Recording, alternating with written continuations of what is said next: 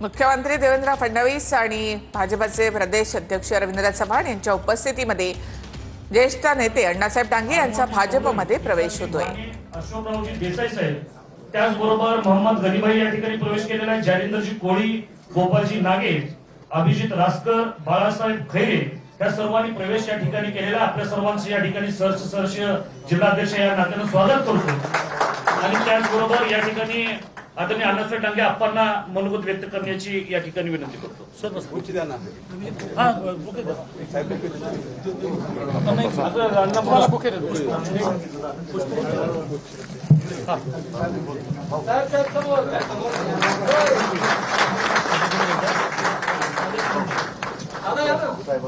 थोडासा बदल आहे।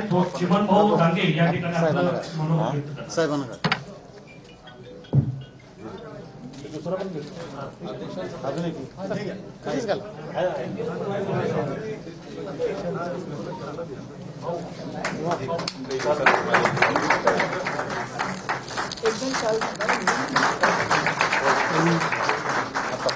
अध्यक्ष असंच द्या दादा। तर सांगलीमधले ज्येष्ठ नेते आणि धनगर समाजाचं नेतृत्व करणारे अण्णासाहेब डांगे यांचा भारतीय जनता पक्षामध्ये प्रवेश। त्यांच्यासोबत त्यांचे दोन सुपुत्र चिमण डांगे आणि विश्वनाथ डांगे हे देखील भाजपमध्ये प्रवेश करतात।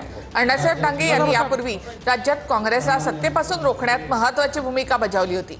राष्ट्रीय स्वयंसेवक संघाच्या मुशीत त्यांचं नेतृत्व तयार झालं होतं।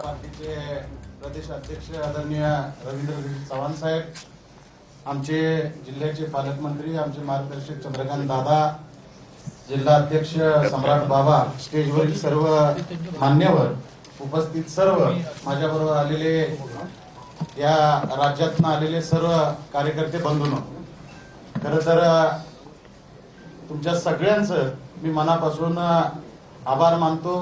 विशेष करून मी देवेंद्र फडणवीस साहेबांचं पहिल्यांदा मनापासून आभार मानतो। साहेब, आजचा हा दिवस आहे, हा दिवसाची वाट गेले 8000 दिवस बघतोय सर।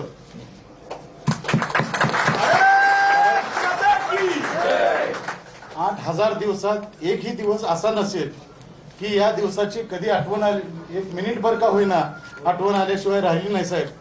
पण आजचा हा जो दिवस आहे आमच्या दृष्टीनं अतिशय महत्वाचा आणि आमच्या आयुष्यातला सुवर्ण अक्षराने लिहिणारा दिवस आहे। तो दिवस फक्त आणि फक्त साहेब तुमच्यामुळे आज हे आम्हाला बघायला मिळालं, आज इथं यायला मिळालं। कारण साहेब, ज्या वेळेला आदरणीय आप्पाने भारतीय जनता पार्टी सोडली आणि तेव्हापासून आजपर्यंत आम्ही 23 वर्ष साहेब वाट बघतोय की अण्णासाहेब डांगे आप्पाने भारतीय जनता पार्टी का सोडली याचं कुणीतरी साहेब कधीतरी विचार करेल। परंतु दुर्दैवानं 23 वर्षात साहेब विचार झाला नाही। पहिले तुम्ही आमच्या दृष्टीनं आमचे देवदूत म्हणलं तरी होणार नाही। तुम्ही पहिल्यांदा आदरणीय चंद्रकांत दादा असतील, आमचे समित दादा असतील, मकरंद भाऊ असतील, शेखर इनामदार साहेब असतील, या चौघांनी तुमच्यापर्यंत आमच्या ज्या काही वेदना होत्या की 23 वर्ष ज्या आम्ही एक मिनिट विसरू शकलो नाही, त्या सगळ्या वेदना साहेब तुम्ही त्यांच्याकडून ऐकून घेतल्या। आणि आजचा खरं तर तुम्ही आजचा जो दिवस आहे तुमच्यामुळे आज आम्हाला हा दिवस बघायला मिळतोय। मी तुमचे मानावे तेवढे, खरं तर वयानं तुम्ही माझ्यापेक्षा 2 वर्षांना लहान आहात साहेब, पण हा दिवस घडवून आणायला तुम्ही एकत्र काम केलं। कारण हा दिवस घडवून आणायला साहेब तुम्ही जे काही हे केलंय त्याच्यासाठी मी साष्टांग दंडवत घालायला लागला तरी सुद्धा मी साहेब मागे बघणार नाही। कारण आमच्या दृष्टीनं आजचा हा फार महत्वाचा दिवस आहे साहेब। आपले वडील आदरणीय काका असतील, काकी असतील, आपण त्यांच्या बरोबर सुद्धा काम केलं। अगदी आपल्या घरात येऊन चहा नागपूरला आल्यानंतर एवढे दोघांचे जवळचे संबंध होते। आणि सुदैवानं तुम्ही आणि मी सुद्धा 98-99 आपण भारतीय जनता युवा मोर्चाचा प्रदेश उपाध्यक्ष म्हणून आपण एकत्रित काम केलंय। म्हणजे साहेब आप्पांची पिढी असेल, आपली पिढी असेल, आपण सगळेजण तेव्हापासून एकत्र आहे।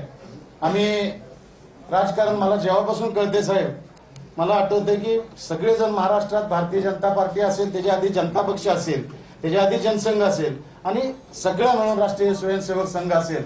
साहेब, महाराष्ट्रात सगळीकडे काम करताना जरा बऱ्यापैकी परिस्थिती होती, पण आम्ही जन्मालाच अशा ठिकाणी आलो पश्चिम महाराष्ट्रात की तिथं काळ्या दगडावर घण घातलं तरी सुद्धा दगड फुटला नाही अशी परिस्थिती असणाऱ्या ठिकाणी आम्ही भारतीय जनता पार्टी असेल, जनसंघाचं काम असेल, राष्ट्रीय स्वयंसेवक संघाचं काम असेल तेव्हापासून करतोय. त्याचे जे काही त्रास सहन करायचे साहेब सगळे केलेले आहेत. अगदी माझा मोठा भाऊ परवा 4-6 महिन्यापूर्वी गेला, सर्जेराव डांगे यांना पळवून नेण्यापर्यंत साहेब राजकारण्यांनी 3 दिवस गायब केलं होतं. सगळ्या गावानं शोधून आणलं, आमच्या घरावरचे घर पेटवण्याचं काम केलं, अगदी आप्पांच्यावर खुनी हल्ला करण्यापर्यंत त्या राजकारणात त्रास सहन केला भारतीय जनता पार्टीत आम्ही त्यावेळेला काम. पण आप्पा कधी डगमगले नाहीत आणि विचारापासून कधी बाजूला आले नाहीत. अशा परिस्थितीत साहेब आप्पांनी काम केलं, आम्ही पश्चिम महाराष्ट्रात काम केलं. आज दिवस चांगले आले, परंतु त्यावेळची परिस्थिती साहेब आपल्याला माहिती आहे. पश्चिम महाराष्ट्रात काम करताना काय आपल्याला कारण अपमान तर आमच्या दररोज 5वीलाच पोचला होता. त्याची आमच्या एवढी शरीराला सवय झाली होती की आम्हाला कोण काय बोललं तरी वाटायचं नाही. अशी परिस्थितीत आपण साहेब आम्ही तिथं काम केलं. आज खऱ्या अर्थानं जिथं जिथं काम करायचं तिथं प्रामाणिकपणानं काम करायचं हे जे आम्हाला दिलेलं जे काही आपण करीत आहे त्या पद्धतीनं भारतीय जनता पार्टीत होतो. रात्रंदिवस प्रामाणिकपणे काम केलं.